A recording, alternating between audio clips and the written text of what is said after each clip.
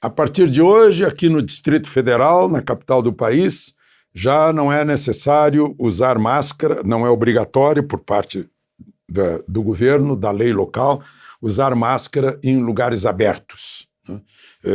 Por exemplo, num parque, num estádio, até nas mesas, né, da calçada, restaurantes que estejam abertos. Bom, enquanto isso, lá em Genebra, a ministra Damares teve um encontro com Tedros Adhanom, na sede da Organização Mundial de Saúde, da OMS, relatando sobre o êxito da vacinação dos indígenas brasileiros e foi elogiada por ele. Isso derruba um movimento da CPI que estava querendo acusar o presidente de genocídio indígena. Depois até desistiu de fazer isso. Enquanto isso, o Ministério do Trabalho já pôs em vigor a portaria que impede que empresas demitam por falta de vacina. E também proíbe que empresas deixem de admitir por exigência da vacina contra a Covid.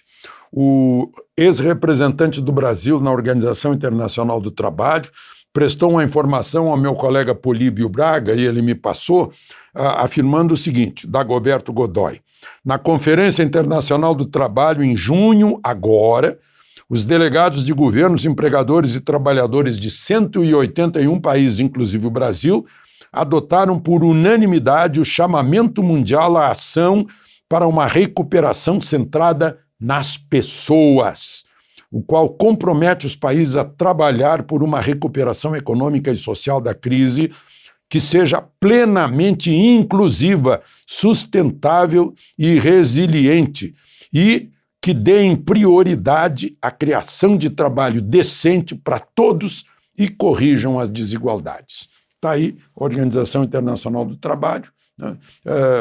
O ministro Onyx Lorenzoni diz que se baseou na Constituição e na CLT, poderia ter dito que se baseou também na Organização Internacional do Trabalho.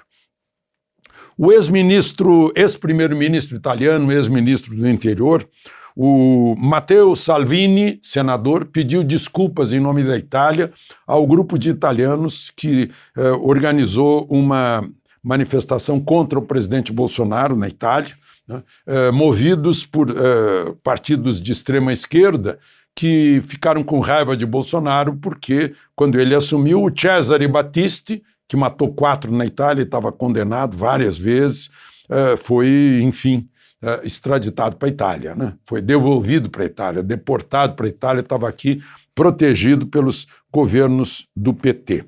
Bolsonaro teve grandes emoções lá.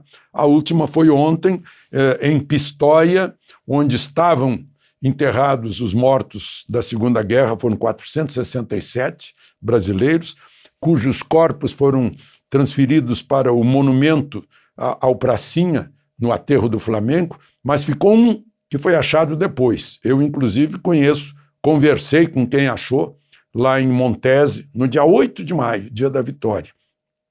E ele me contou como achou, estava cavando fundação para fazer uma casa e encontrou, né, pela farda, pelos botões da farda, identificou-se como Pracinha Brasileiro. Então ficou ele lá, santificando o lugar onde estavam os outros, no cemitério de Pistoia, onde estão os nomes de todos e uma chama perene que está sob o mastro da bandeira nacional. No dia que eu estive no cemitério, faz uns 3 ou 4 anos, estava cheio de jovens italianos, né, prestando homenagem aos brasileiros. E o presidente Bolsonaro ontem inaugurou uma placa comemorativa, uma placa honrando os pracinhas brasileiros. Bom, para informar vocês também que amanhã é o grande dia do leilão do 5G, chegando à internet das coisas, como é chamada, né? Vai fazer bem para o agro, para a educação, para a saúde, para os hospitais, para as empresas, vai fazer bem para o país. 5G são 40 bilhões em jogo, Né? Estou muito curioso para saber o resultado disso. E, por outro lado, no dia seguinte, já vão ser leiloados 19 terminais portuários no Brasil. A privatização, a concessão, né, que está indo em marcha, e como diz o ministro Tarcísio, os investidores não estão ouvindo o barulho. O que é o barulho? São as fake news que são feitas aí pelos desesperados que não conseguiram usar o coronavírus para esmagar os brasileiros e agora inventam um pessimismo incrível a respeito da economia brasileira, que está indo muito melhor que a economia americana e europeia. De Brasília, Alexandre Garcia.